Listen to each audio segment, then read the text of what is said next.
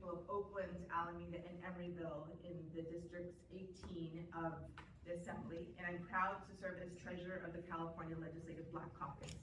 I'm here because we are standing on the shoulders of civil rights giants, advocates, and leaders, because what is happening right now is not new. We are surrounded by posters depicting the Selma March of over 60 years ago, because this is not new. And we will not go back. For the first 100 years of California's existence, states across this country used poll taxes, literacy tests, and gerrymandering maps to keep Black and brown people out of the ballot box. The Voting Rights Act of 1965 was supposed to be the end of that era. On April 29th, the Supreme Court decided it wasn't.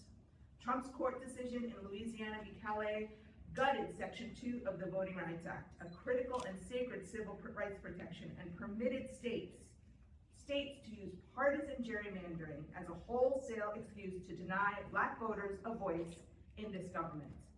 And the moment that ruling came down, Republican legislators started to do what they do best: run. You'll hear today about attacks on Black voters in Tennessee, and even more recently, Alabama moved to reinstate maps federal courts had already struck down as racially discriminatory. Let's be honest about why. Donald Trump and Republicans know their agenda is unpopular. Their skyrocketing profit prices are unpopular. Their party is unpopular. So instead of changing course, instead of stopping their wars, they are rigging the maps and blatantly racially discriminating and gerrymandering. This could have been stopped. In 2021, Democrats passed the For the People Act to protect free and fair elections. Republicans blocked it. Congress still has the authority and the obligation to act. Restore and strengthen the Voting Rights Act now.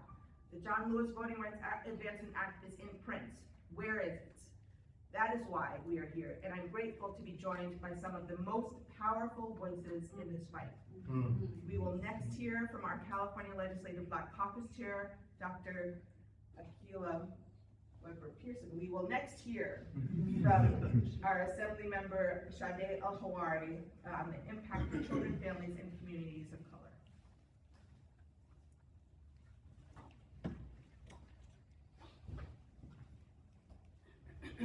Good morning. Good morning. Bear with me because I am a little sick, but I'm here anyway. Because I am angry about what's happening right now. Before I became an elected official, I was a community organizer. And we know what happens in moments like these, when our rights are stripped from us, that we don't back down, we fight harder.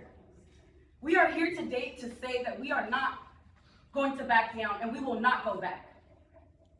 We are here because our voting rights, one of the most fundamental pillars of democracy, are under attack once again. The recent Supreme Court ruling weakened protections involving racial gerrymandering and majority-minority districts.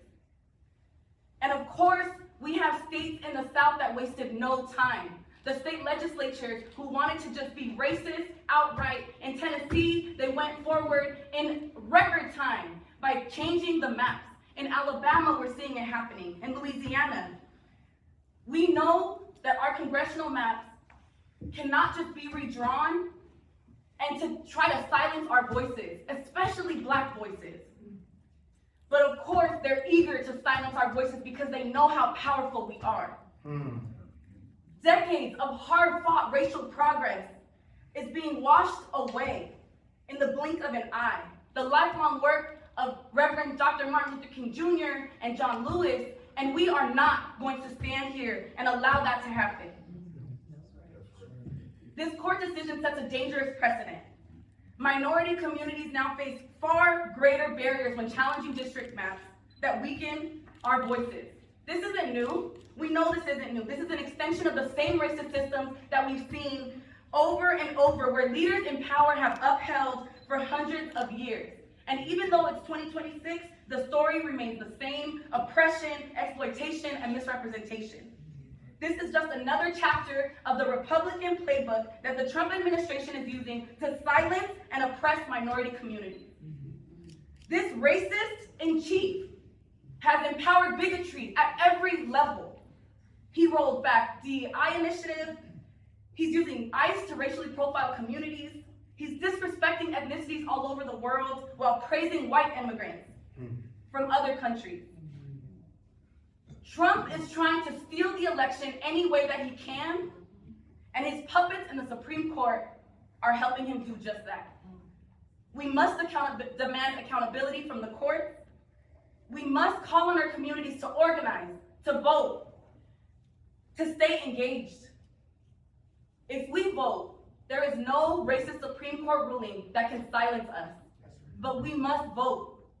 If we engage, there is no amount of orange slime that can hold us back. That's right. We cannot allow our voices, our communities, our political power to be erased.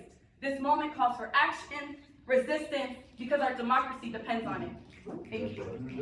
Thank you, Pat. Well said. We will now hear from our chair of the California Legislative Black Caucus, Senator Dr. Weber Pearson.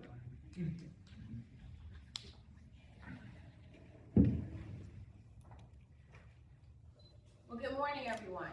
Good morning. Thank you so much for being here. It actually makes my heart warm just to see how many people are gathered here today. Legislators, members of labor union organizations, community members. I thank you, because this truly impacts all of us.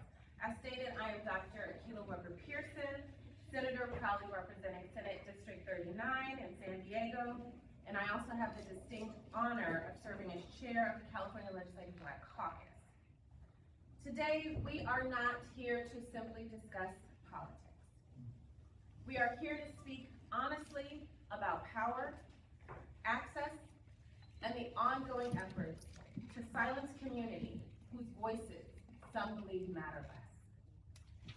Across this country, we are witnessing a dangerous effort to narrow participation in democracy under the language of, quote, election integrity, end quote. While communities of color continue to bear the burden of exclusion, history has already shown us where that road leads. For Black Americans like me, the fight to the right to vote has never been theoretical, and it has always come with a very high cost. We must not forget that the terror we endured was state-sanctioned. We were beaten for attempting to register to vote. We lost our jobs, our homes, our safety, because we dared to believe that we had the right to participate in this democracy. They implemented literacy tests that were executed unequally. They placed poll taxes to lock us out of our right to vote. There were sheriffs standing at courthouse doors, dogs unleashed on peaceful people, and ordinary, hardworking individuals terrorized for demanding rights that should have already belonged to us as American citizens. And yet we still marched. We crossed bridges knowing that we could be attacked. We stood in line knowing that we could lose everything. Some gave their lives for the ballot we were told that we did not deserve. That struggle led to the Voting Rights Act of 1965, one of the most important civil rights laws in our nation. It was not an act of charity. It was a response to generations of brutality, voter suppression, and injustice. And for decades, the Voting Rights Act worked. Black voter registration increased, representation expanded, and America became better as a result. Communities that had long been silenced finally gained a voice in shaping the politics that shaped their lives. But today we are watching those protections get stripped away, piece by piece. Recent Supreme Court decisions have weakened safeguards under voter suppression while opening the door for gerrymandering that can dilute the political power of Black communities and other marginalized voters. Disenfranchisement in America has evolved. It no longer arrives with billy clubs and fire hoses. Sometimes it arrives through court rulings. manipulated district maps, Say that. Come on. shortened voting windows, Yes. polling place closures, and barriers designed to make voting just too difficult for people to give up. These methods may look different, but the outcome remains the same. Fewer voices are heard, and fewer communities are represented. The California Legislative Black Caucus refuses to treat voting rights as negotiable, because voting is connected to every issue people care about. That's right. Healthcare, housing, education, public safety, economic opportunity, and justice itself. This is not about partisan politics. This is about whether democracy truly belongs to everyone Yes. or only to a selected few.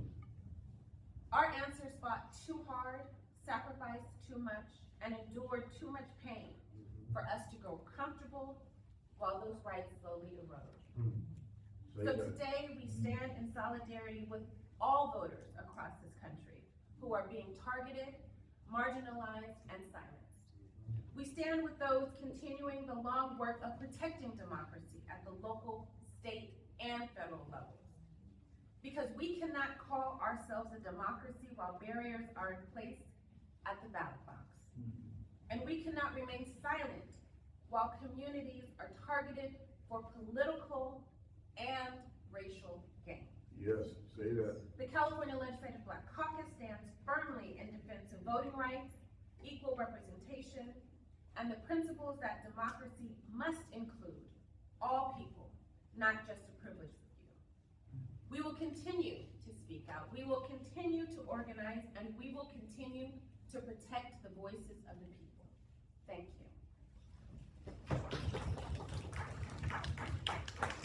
We'll next hear from Assemblymember Gail Pellerin, who is the chair of the Assembly Elections Committee. Good morning, and thank you so much for being here, and thank you to my courageous, incredible, strong colleagues here today. I am Assemblymember Pellerin, and I represent the 28th Assembly District, which covers portions of Santa Cruz and Santa Clara counties. Prior to joining the Assembly, I served as the Chief Elections Official for Santa Cruz County for more than 27 years. In my time, I implemented significant voter reforms like extending voting hours and initiating voter outreach to underrepresented communities. I expanded language access, making voting more accessible for persons with disabilities, students, seniors, in nursing homes, and people incarcerated in county jails. I purchased a vote-mobile to keep voter turnout high amidst a pandemic. When voting is accessible, people vote.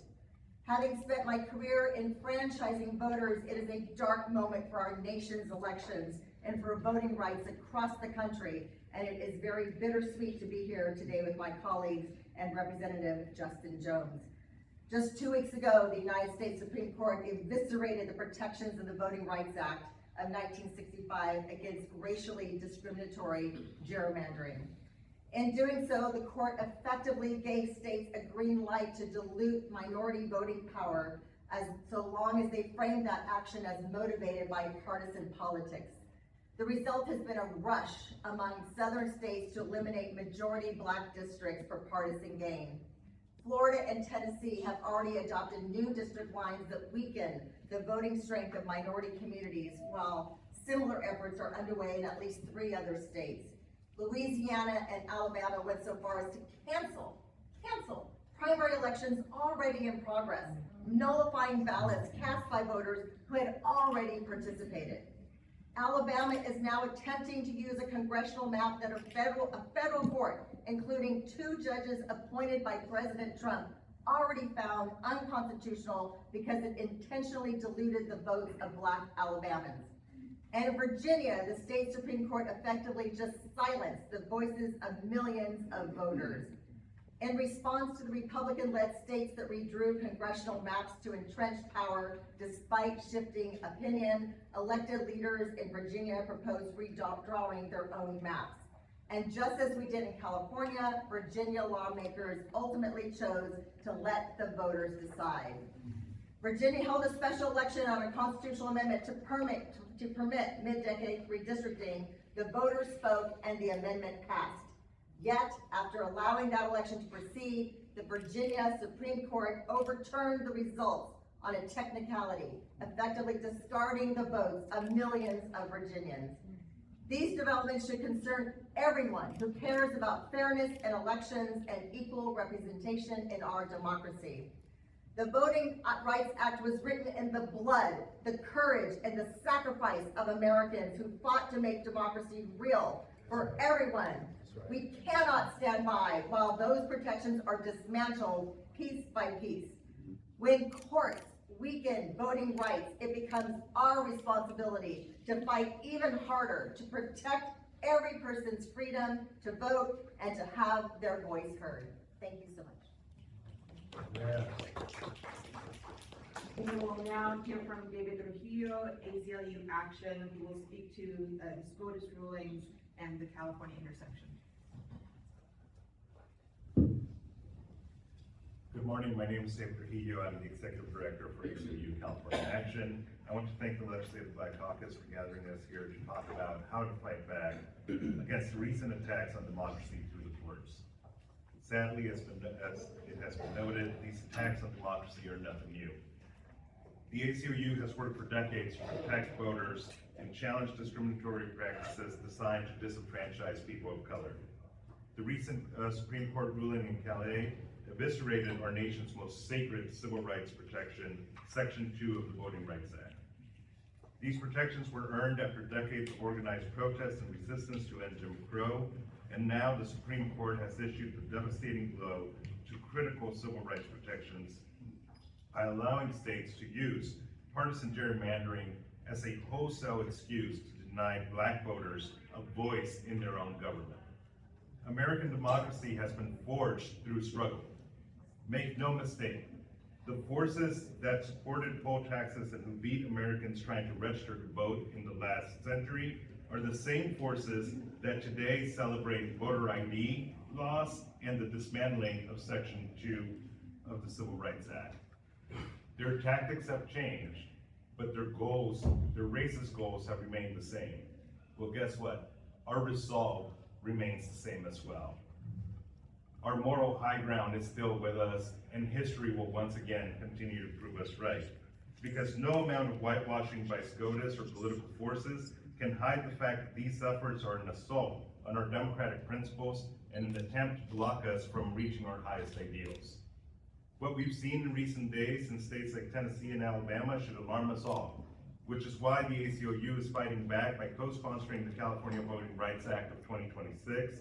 The CVRA will ensure that the state has powerful voting rights protections to prevent against racist disenfranchisement and strengthen language access so that our diverse communities have an equal opportunity to fully participate in the electoral process. Now, California has a choice to make. We can cave to these attacks on our democracy, or we can fight to protect our democracy, to stand up for our ideals, to get us back on a path that will finally allow us to achieve the dreams of the freedom fighters that came before us. As we look for ways to push back against the Calif decision, our leaders can start by supporting SB 1164 and SB 1360. The ACLU is proud to stand in solidarity with Black and brown voters across the nation whose voting power is under threat. We will continue to work to make sure all voters in California can participate in our democracy, and everyone who wants to cast a ballot is able to do so. Our vote is our power, and we are not backing down. That's right. We will now hear from Dr. Coy Porter from the National Action Network on the national impact. We are actually going to hear from from Rashid Sadiq, the chair of the Sacramento NAACP, on the impact on Black voters. How you doing today? This is Rashid Sadiq, community chair for the Sacramento branch of the NAACP, the longest civil rights organization in America. These are some of the reasons why it's necessary to have an NAACP in your community. The NAACP is the one organization that has filed a lawsuit in Tennessee and in Memphis against these plans that offer the gerrymandering, the push of some of our Black legislators off of committees there in the state. This is racism at its best. And so we as a people have to come together, all of our divine nines, our 18 to 35 years old, we need to get them registered to vote. We need to build them up and make them leaders. We gotta stop talking to them and have them be a part of this political process. They should be here with us as well. And we need to start including them, and we need to start to push registering to vote, and not only registering, but show up and vote. That's right. Say that. That's how we get these folks out of office. We have to vote. My grandmother, my grandmother's mother, they fought for this. They couldn't vote. My grandmother couldn't vote unless she was married. So we have come a long way, and these folks are trying to bring us back. As my brother said over here with the People's Campaign, they're taking the L out of black and trying to put us back. And so we need to perform, we need to get out here and put action to words. I'm not into the emotions, we need to put action. And we need to get out to our HBCUs, we need to get our campaigns together, we need to stop holding on to these pockets and start spending money with our youth, with our 18 to 35-year-old. That's where our future is, right there. Not with us. I'm 55. Okay? I don't know how many years I got, but I know my best years is past me. And so we need to figure out a way to activate our young people and get them involved in our political process, because they have the energy, they have the knowledge, and they have the know-how. And we have to now give them the upper hand to start to vote, to start to educate and motivate and activate them. Right. So we as, I'm putting this on to everybody, because I don't know, I'll speak for myself, but I'm getting a little long in the tooth, as they say, and we need to start to educate our young people so this does not happen in their generation. Okay? And that's all I have to say, and I want to thank the Black Caucus and Mike Gibson for inviting us. And this is a very important moment. This is a historical moment, and they're showing us who they are. Now we have to show them who we are. And we're here. And I thank you.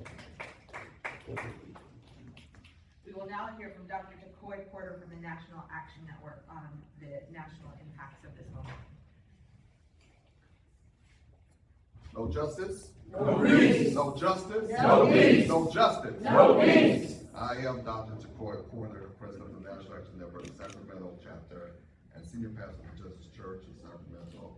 I'm proud to stand here today representing NAS Sacramento, founded under the national leadership and vision of the Reverend Al Sharpton, who has spent his life sounding the alarm, speaking truth to power, and fighting for justice. We gather today at a critical moment for our community. Across this nation, Black communities are still battling old systems wearing new clothes. Efforts to dilute our voting power, silence our voices, and weaken our representation. So I came today to say clearly, we will not go back. That's right. We will not go back to silence. We will not go back to fear. That's right. We will not go back to a time when our votes were diluted, our voices were dismissed, and our communities were told to wait for justice. We will not go back. The Voting Rights Act was not given to us as a favor. Come on, now. It was purchased through sacrifice. It was paid for by marchers on the Independence Bridge, by organizers in church basements, and by elders who faced dogs, fire hoses, jail cells, and death threats, so that we could have a voice in this democracy. We will not go back.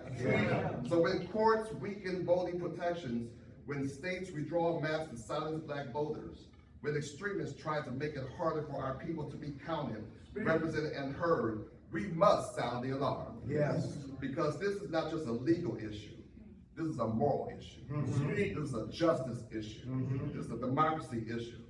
And as a pastor, I believe every person is created in the image of God. Yes, go ahead. And because we are created in God's image, no politician, no court, and no system has the right to erase our power or suppress our vote. That's right, say that. Let me be clear. Come on. Power belongs to the people. That's right. Not to kings, not to courts that forget the struggle. not to those who want democracy for some and domination over others. So today we stand with Representative Justice Jones. We stand with the California Legislative Black Caucus. We stand with every leader and community member who refuses to be quiet while voting rights are under attack. We will organize. We will mobilize. We will educate. And we will vote. Because our ancestors did not march this far for us to turn around now. Say that. We will not go back. We will not go back. We will not go back. No justice. No peace. Yes, all right. Forward together, not one step back. And now we will just recognize the power that is in this room. From our legislators to the ACLU, you have heard today, and the NAACP and our Black voice, you have heard today what is at stake and what California is prepared to do. This fight is personal. It's personal to my district. Mayor Barbara Lee, a daughter of Oakland, was in the room when President Bush signed the 2006 Voting Rights Act reauthorization with broad bipartisan support. Black elected officials in the United States rose from 1,500 in 1970 to over 10,000 today. Growth Howard University directly attributes to the Voting Rights Act. That growth is on this line, and it is on the line right now. That is what they are afraid of. That is what they are trying to roll back. From Oakland to Memphis, from the hood to the holler, an attack on Black voters anywhere is an attack on all of us. We will not look away, we will not stay quiet, and we will not go back. Which brings me to the man you came here to hear from. He stood on the Tennessee House floor as Republicans voted to silence Memphis. He spoke when they tried to silence him. He carries with him deep roots and connections to my district in Oakland and the spirit of the town's long tradition of resistance. It is my honor to introduce a true freedom fighter, Representative Justin Jones of Tennessee.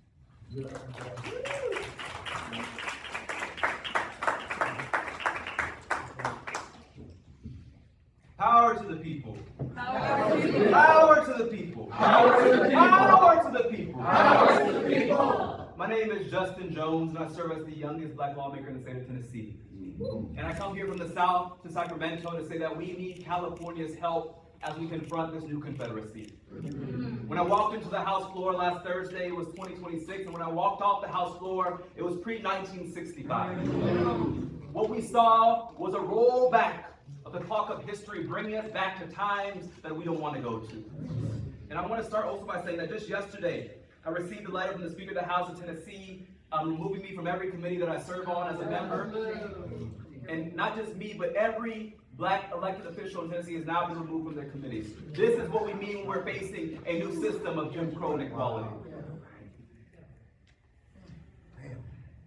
This is the stakes.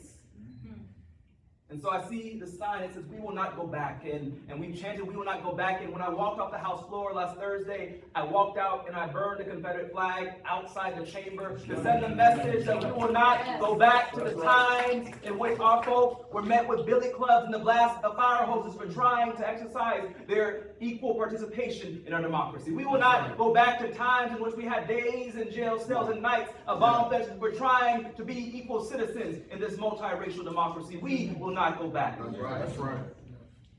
You know, my grandmother, I have a special connection to California because during Jim Crow, my grandparents left Tennessee, moved to Chicago, then moved here to Oakland in the Bay, fleeing that same terror in which a cross could be burned in your yard but trying to vote.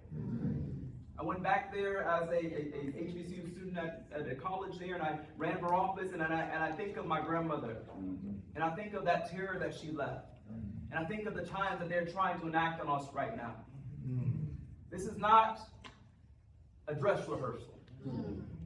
We are facing real forces that are very intent on being enemies of multiracial democracy. This is not political tit for tat, this is racial retaliation. That's right. The day after the Louisiana v. Calais decision, Donald Trump called the governor of Tennessee and and said, Governor Lee, I need you to call a special session. And within a couple days, we were back in session. They gave us a map. 2 hours later, the committee voted on it. Less than 24 hours later, it was voted on the House floor with no regular debate, no regular deliberation. And every question we asked was met with non-answers. But the truth be told, we know what this was about.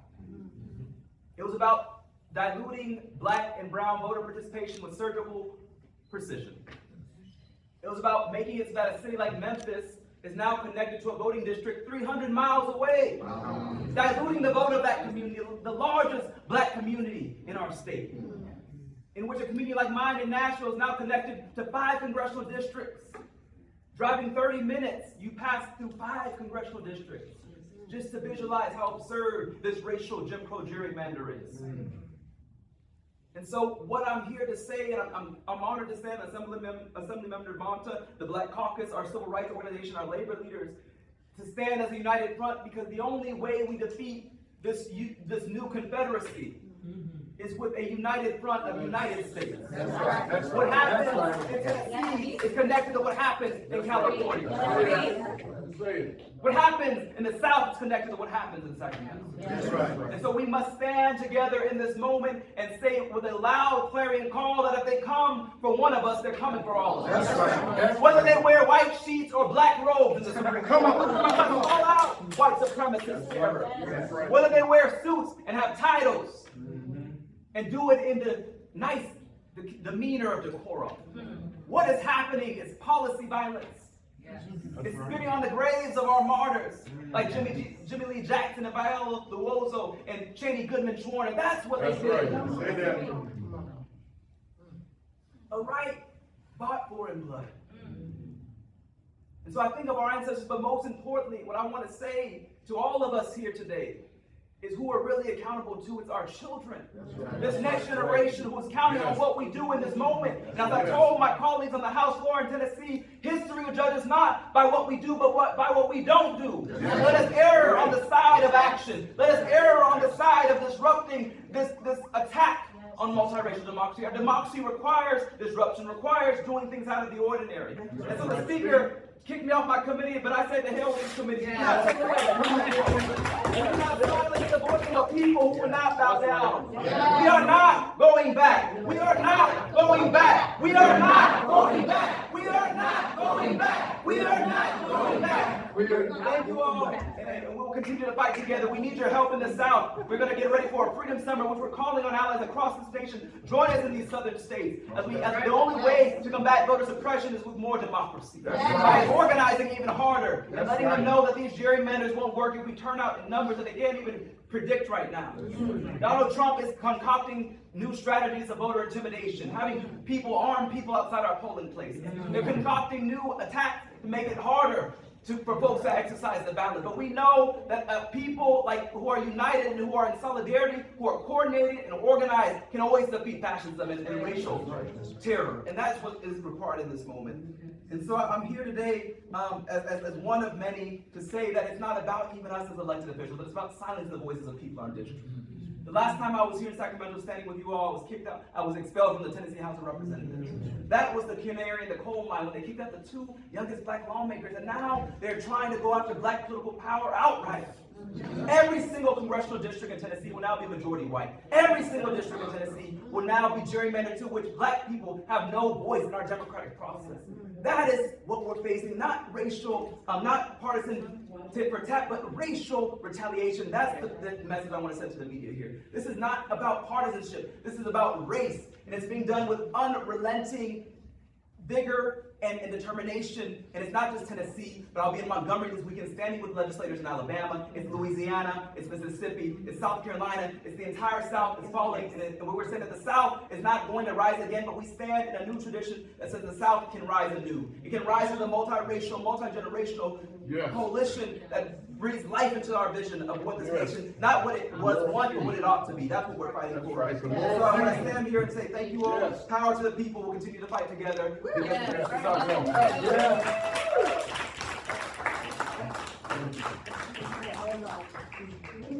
with you. Now we will open up for questions. At the end of the day, the California bear has been woken. And we will respond in kind. And I will not be taking questions, we will all be taking questions, so whoever is up for the question, go ahead and answer.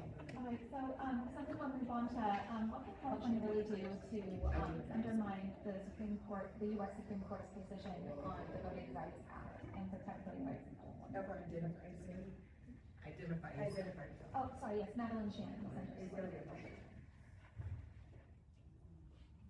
Thank you. So the biggest point to take away here is that although the Calif opinion has rendered vote dilution protections under Section 2 functionally inoperable, it does not directly apply to or impact vote dilution protections under state voting rights acts. And that's what California can do. We can pass the California Voting Rights Act. Do you think that any lawsuits would come about as a result of California passing such an act? I think it's possible, but it's an action that we have to take, and I think the state of California has strong protections against that. We've seen state courts be able to uphold that. We've also seen California already do 2 violations of the Voting Rights Act in lawsuits that we presented forward, and I'm sure that the California Legislative Black Caucus, joined with our advocates here today, will ask that California move this moment as well in court. I have a question for Representative Justice. Yes, thank you. What does this do for your district? This redistricting does for your district and the impact that it has on your constituents? Yes, so Nashville, I represent Nashville, and Nashville was the precursor to Memphis even being broken up. We were broken up for the first time since the Civil War, and now we are represented by MAGA Republicans, broken up into 3 congressional districts. My district's the most diverse district in the state of Tennessee, and my constituents have no voice. Each of their Congress members live over an hour away and have no offices in Nashville, and so we've effectively have no representation. And with these new maps, there's now a district that goes from Memphis 300 miles to the border of Nashville. And so they've redrawn the map in which we have totally new Congress members, even under this new gerrymander, that have no connection to our community, that live 2 hours away, are not going to represent our constituents. And so what I would like to also say is that the Republicans have already told us that they're not going to stop here, that when we come back in January, they're coming after our state legislative districts next. And so this was done at the federal level, and what they're going to be doing next is the state level. They didn't have time to get those maps together. They said that when we come back in January, we will potentially see another loss of Black representation at the state level. And so what I want to be clear about is that we're seeing the largest loss of Black political representation since the end of Reconstruction. 1/3 of the Congressional Black Caucus can lose their seats, as well as these state houses that are redistricting. And so this is not in our distant history. There's a point between 1870 and 1960s where there was no Black representation in the South after the terror in response to Reconstruction, where you did have Black lawmakers. And I want to let the nation know that we are headed in that direction if we don't act now. That's right. And so we need to sound the alarm, and we need to make clear that this is not business as usual.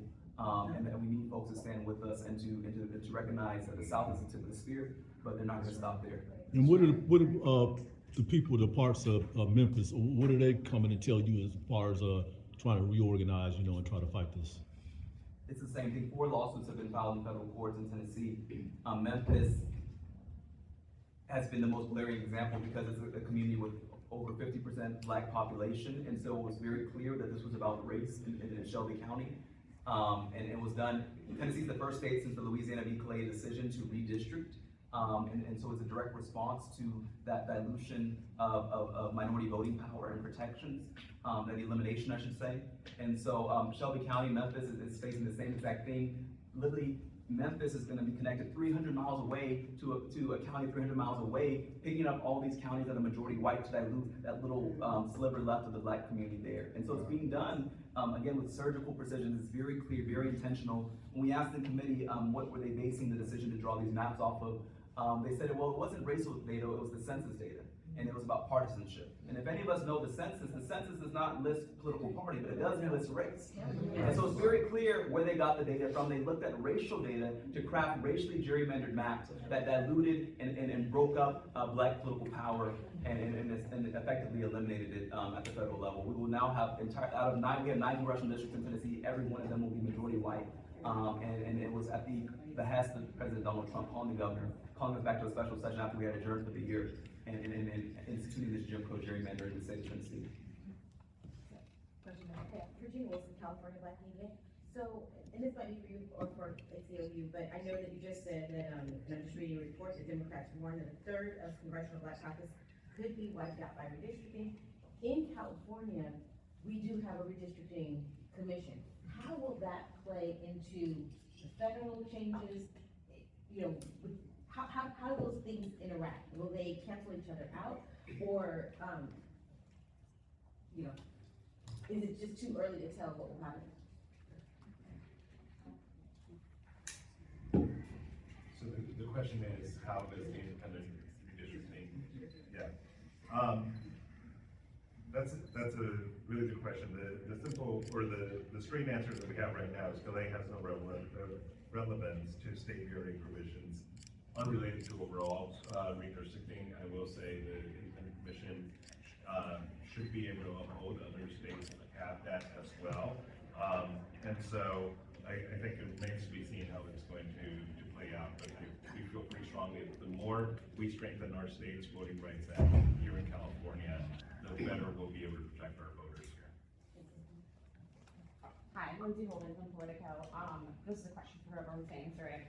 As Democrats try to aggressively redistrict in blue states to counter Republican efforts, are you concerned this could affect Black and majority minority districts, like disrupt them, get rid of them, etc.?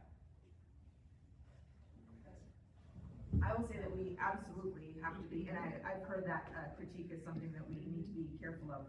You know, the Democratic Party has always basically been able to win elections, ensure that we are able to be in power in different states because of Black voters.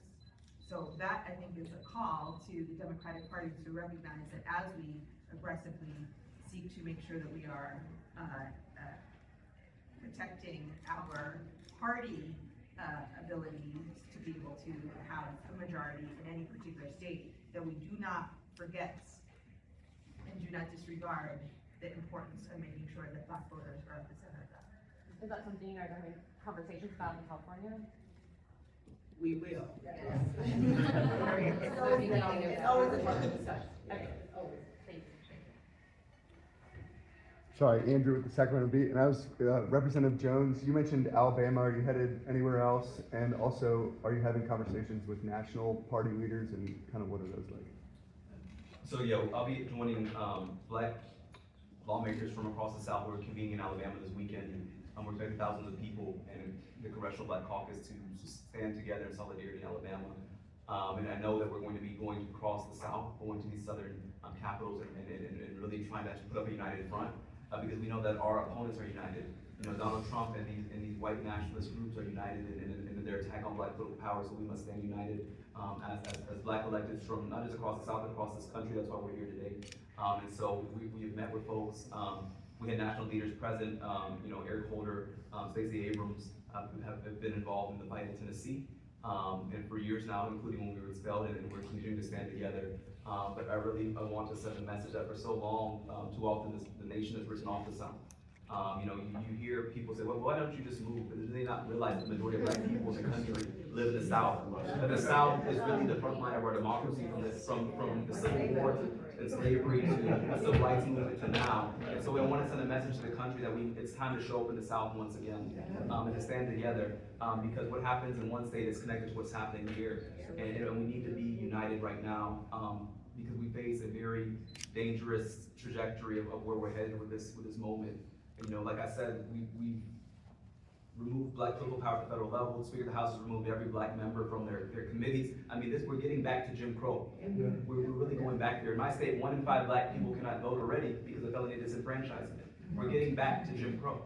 And so I want to sound that alarm, and so we'll be traveling this country. I know we would have some discussions inviting folks from California to join us for our Freedom Summit this summer, where we're going to be having mass voter registration, mobilization, and empowerment in rural counties in Tennessee. And so it's all hands on deck, and we're going to need the help of our allies and partners.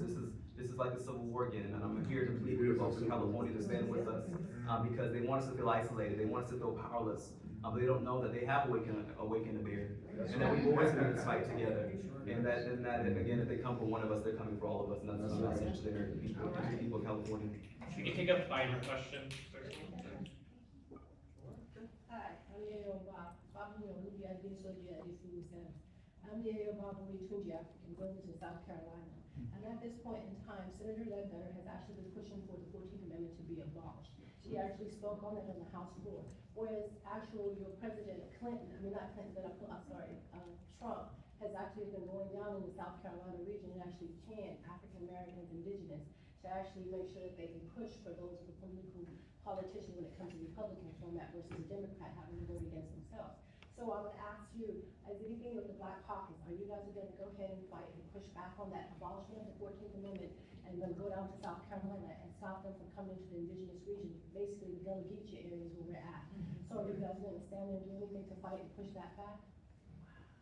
We certainly stand in solidarity protecting the 14th Amendment. We look forward to talking more with you about what is actually going on there. Thank you for raising it to our attention. And as you've heard, the call to action is for California to make sure that we step in and participate in the actions that are happening in all of the South End. Thank you, everyone.